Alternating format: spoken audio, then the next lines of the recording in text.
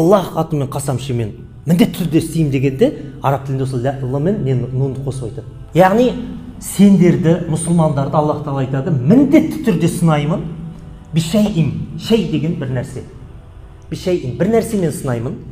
Ол қандай нәрсе? Минал хауф, қорқыныштан болған дейді. Хауф деп туқил макрух фи заманил мустақбал, бұл жерде яғни қорқынышпен сынаймын дегендегі мағына, қорқыныш деген негізгі тілдік мағынасы келешекте адамның ұнатпайтын, жек көретін нәрсенің болуын дейді. Мысалы, сіз нені қаламайсыз? Кедейлікті қаламайсыз ба? Ертеңгі күні сізге кедейлік келіп тұрған болса, есігіңізді қағып, жұмыссыз қалдыңыз, адам содан қорқады. Ертең өмірім қалай болады? Ойбай, жұмыс ауысайын деп жатыр. Жұмыс орнын ауыстырайын деп жатыр. Сізді ауыстырайын деп жатыр. Мә, ертең күн қандай, сондай қорқыныш. Қорқыныш дегеннің тілдік мағынасы ол келешекте бір жек көретін нәрсені не істеу дейді да, қорқу. Енді бұл жердегі мағына, аяттағы мағына, бұл жаулардан қорқуды айтады дейді. Соғыста. Алла жолында джихадқа шыққанда, ана жау не болып келеді? Қорқынышты болып келеді. Шаңдатып, жан-жақтан қоршап келген кезінде, сол кезінде сынаққа түсіп жатсыңдар сендер дейді.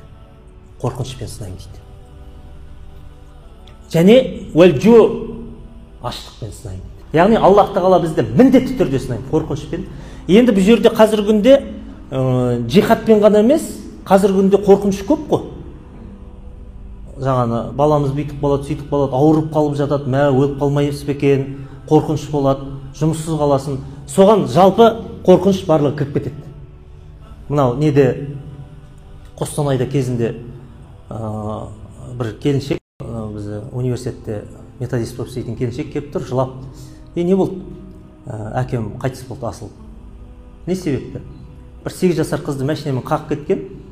Сосын ата-анасымен бәрін бірге больницаға келгенде қашып үйге барып біттен сотталатын болдым деп асыл болып қалған ғой.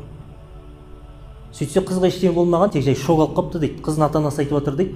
Біз қызымыз аман болса болды, біз неге милицияға да берейін деп жатқан жоқпыз сотқа.